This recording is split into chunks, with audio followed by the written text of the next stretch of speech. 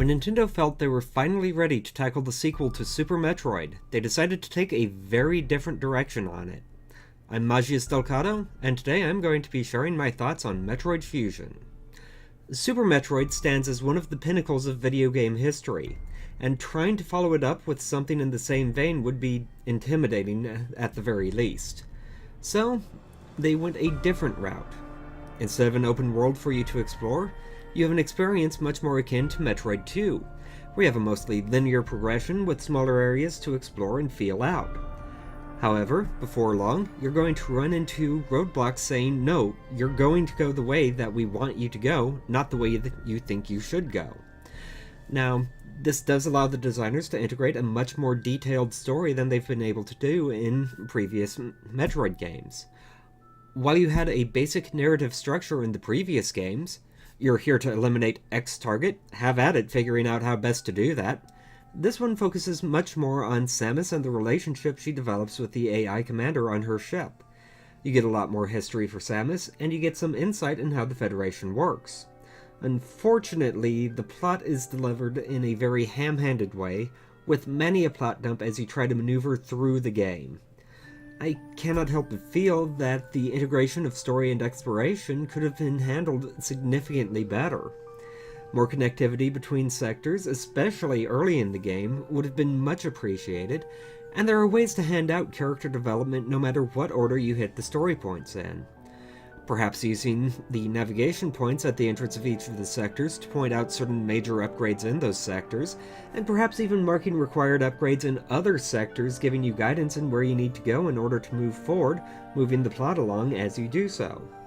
But the way they handled the story is only a single part of the equation, and most of the rest of it works quite well.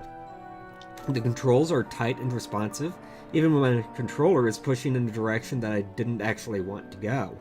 The developers also managed to work around the limitations of the Game Boy Advance quite well, paring down the needed buttons to just the essentials, and doing so in a way that makes it feel natural and easy to use. The different areas are unique and interesting, with each having a unique feature that sets it apart.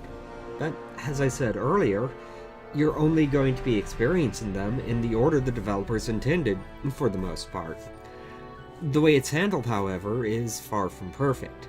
About 2/3 of the way through the game, you have a massive difficulty spike, which lasts until you reach nearly the end of the game, and things once more become too easy. When you have progression as tightly scripted as you do in this game, this sort of issue is all the more unforgivable. There is also the matter of how the refills are handled. Rather than sitting there to be collected as with other games, they often fly off to reform new enemies to challenge you with.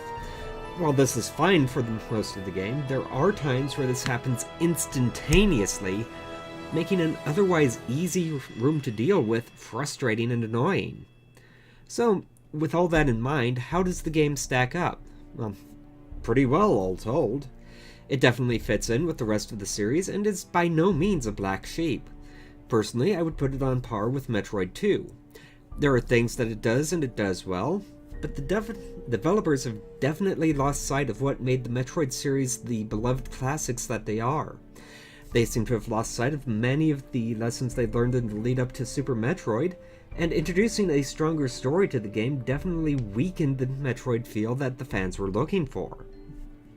In the end, if you're a fan of the Metroid series, give this game a play, but don't look at it as a good example of what the series has to offer. If not, I think you can give this one a pass and you wouldn't be missing out on much. So, until next time, Magius out.